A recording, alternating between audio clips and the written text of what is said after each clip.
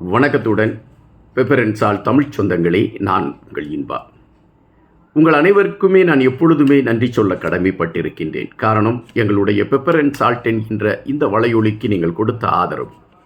ஒன்றுமே இல்லாமல் வெறுங்கையாக நின்று கொண்டிருந்த எங்களை ஒரு பெரிய மாணிக்க கற்களை சுமந்து கொண்டு நிற்கக்கூடிய தேவதைகளாக மாற்றி அமைத்தவர்கள் நீங்கள். எங்களுடைய பெப்பர் அண்ட் சால்ட் ஒரு அடையாளமாக பலர் மன்றங்களில் எழும்பி நின்றதற்கு காரணம் நீங்கள் கொடுத்த ஆதரவு தான். ஆனால் தற்பொழுது உள்ள சூழலும் காலமும் இயற்கையும் செய்த பல மாற்றங்களின் காரணமாக அந்த பெப்பர் அண்ட் சால்ட் என்கின்ற அந்த வலையொலியை மையப்படுத்திய களத்தை சற்று மாற்றி பெப்பர் அண்ட் சால்ட் நியூஸ் என்கின்ற வலையொலிக்குள் எங்களை நாங்கள் பயணிக்க எடுத்திருக்கிறோம். அதே ஆதரவு உங்களிடமிருந்து கிடைக்கும் என்கின்ற நம்பிக்கை எனக்குண்டு. எனவேதான் தொடர்ச்சியாக அது குறித்த கருத்துக்களை உங்களிடம் பதிவிட்டு கொண்டிருக்கின்றேன். நீங்கள் எங்களை ஏற்றுக்கொள்வீர்கள் என்பதல்ல, எங்களுக்கான வழித்தடத்தில் நீங்கள் பூக்களை தூவிக்கொண்டு வாருங்கள் முன்னேறி என்று சொல்வீர்கள் என்கின்ற நம்பிக்கைதான். ஒவ்வொரு நாளும் தமிழர் தாயகத்தை மையப்படுத்திய செய்திகளுக்கு முதன்மை கொடுத்து அது சார்ந்த கருத்துக்களை எடுத்து வைத்து கொண்டிருக்கின்றேன். என்னை அடையாளப்படுத்தக்கூடியவர்களே இவன் தமிழர் தாயகத்தை மையப்படுத்திய செய்திகளை மட்டும்தான் பேசுகின்றான் என்றுதான் அடையாளப்படுத்துகின்றார்கள். அந்த அடையாளப்படுத்துதல் எனக்கு பெருமையாகத்தான் இருக்கின்றது. தமிழர் தாயகத்தை மையப்படுத்திய செய்திகளை ஒருவன் பேசிக்கொண்டிருக்கிறான் என்கின்ற அடையாளத்தில் நான் இருக்கிறேனே என்கின்ற பெருமைதான். இன்று வைத்தியர் அர்ஜுனா அவர்களை மையப்படுத்திய செய்திதான். 2-3 நாட்களாக வைத்தியர் அர்ஜுனா அவர்களை மையப்படுத்திய செய்தியை நான் எடுத்து வைக்கவில்லை. அதற்கு சில காரணங்கள் உண்டு. ஒன்று, சத்தியமூர்த்தி அவர்களை மையப்படுத்தி நான் ஒரு காணொலியில் பதிவிட்டிருந்தேன். காரணம், சத்தியமூர்த்தி அவர்கள் ஒரு வலையொலியில் கொடுத்த ஒரு பேட்டி. அந்த பேட்டியில் இறுதி நிலையில் நடந்த சில விடயங்களை குறித்த செய்திகளை அவர் பதிவிட்டிருந்தார். அந்த செய்திகளை மையப்படுத்தி நான் ஒரு காணொலியை வெளியிட்டிருந்தேன். அப்பொழுது அடிக்கடி கருத்துக்களை நமக்கு பகிர்ந்து அளித்து கொண்டிருக்கக்கூடிய நண்பர் ஒருவர் நம்மை தொலைபேசியில் அழைத்திருந்தார். அப்படி அழைத்திருந்தவர் பல விடயங்களை குறித்து பேசினார். அப்படி பேசுகின்ற பொழுது நீங்கள் தமிழர் தாயகம் என்கின்ற பொழுது அந்த தமிழர் தாயகத்தை மையப்படுத்திய கருத்துக்களை பதிவிடுகின்ற பொழுது வீரம், தன்மானம் என்கின்ற விடயங்கள் முன்னிலை இருக்கிறது என்று குறிப்பிட்டீர்கள். அது தமிழர்கள் எங்கெல்லாம் வாழ்கின்றார்களோ அங்கெல்லாம் தன்மானமும் வீரமும் இருக்கிறது என்பதுதான் பதிவு என்பதை அந்த தோழர் நமக்கு எடுத்து வைத்தார். அதுபோல சத்தியமூர்த்தி அவர்களை மையப்படுத்தி நீங்கள் தெரிவித்த கருத்துகளில் சில உடன்பாடுகளற்ற கருத்துகள் எங்களிடம் இருக்கிறது என்று குறிப்பிட்டார். அதற்கு அவர் சில விடயங்களை குறித்து பேசினார். அப்படி பேசுகின்ற பொழுது அவர் எடுத்து வைத்த 2 விடயங்களை மட்டும் நான் இங்கு பதிவு செய்யலாம் என்று நினைக்கின்றேன். சத்தியமூர்த்தி மலையக தமிழர் ஒருவர் யாழ்ப்பாணத்தில் வந்து தன்னுடைய திறமையால் முன்னேறி கொண்டிருக்கிறார் என்கின்ற பொறாமையின் காரணமாக ஒரு சிலர் அவருக்கு எதிரான செயல்பாடுகளை கட்டி அமைக்கின்றார்கள். அதன் வெளிப்பாடுதான் சத்தியமூர்த்தி அவர்களை ஒரு குற்றவாளியாக நிறுத்தக்கூடிய ஒரு களம் உருவாக்கப்பட்டிருக்கிறது.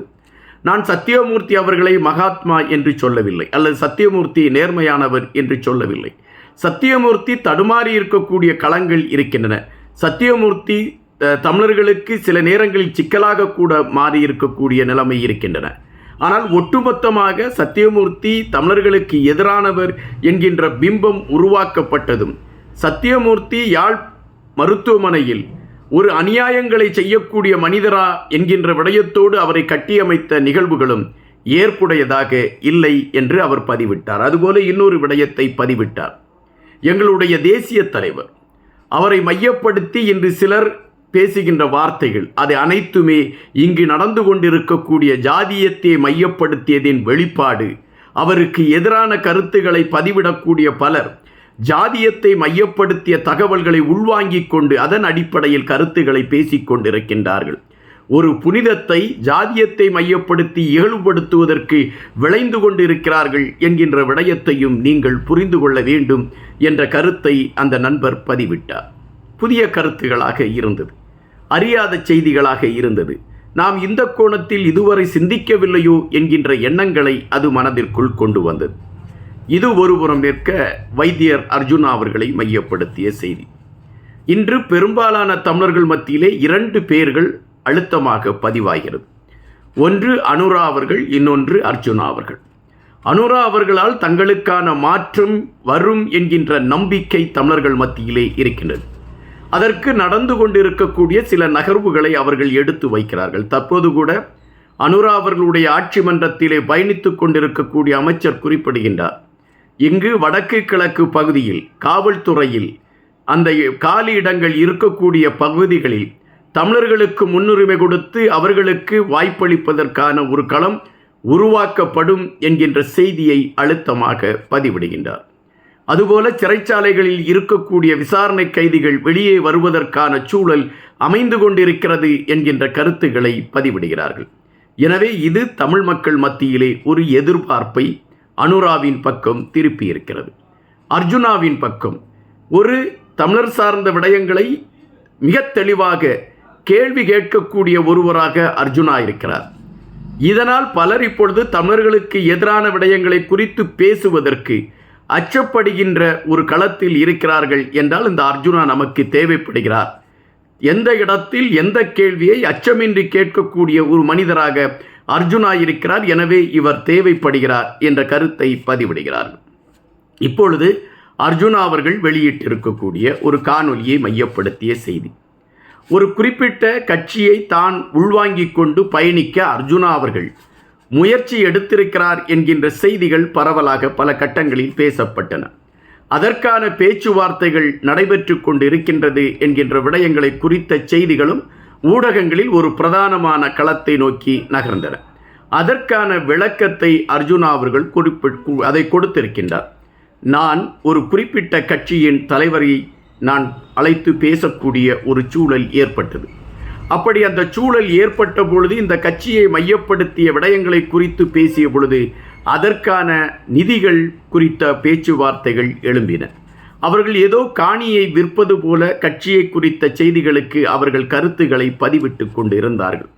அதை கேட்கின்ற பொழுது எனக்கு வியப்பாக இருந்தது. என்னை குறித்து என்ன வேண்டுமென்னாலும் கருத்துக்களை நீங்கள் பதிவிட்டு கொண்டு இருங்கள். ஆனால் தமிழர் சார்ந்த விடயத்திற்காக அரசியல் களத்திற்குள் நான் நுழைந்த நான் வரலாறுகளை படித்து கொள்ள வேண்டும் என்பதல்ல என்னுடைய நோக்கம். தற்பொழுது உள்ள நிகழ்கால அரசியலில் தமிழர்களுக்கு என்ன தேவை என்பதை புரிந்து கொண்டு அதனை கையில் எடுத்துக்கொண்டு பயணிப்பதுதான் நான் செயல்படுத்தக்கூடிய ஒரு சிறப்பான செயல்பாடாக இருக்கும் என்று நான் நம்புகின்றேன். அதன் அடிப்படையில் தான் என்னுடைய செயல்பாடுகளை வரையறுத்து கொண்டிருக்கின்றேன். கூடிய விரைவிலே அரசியல் சார்ந்த கட்சியோடு நான் பயணத்தை எடுக்க இருக்கிறேன்.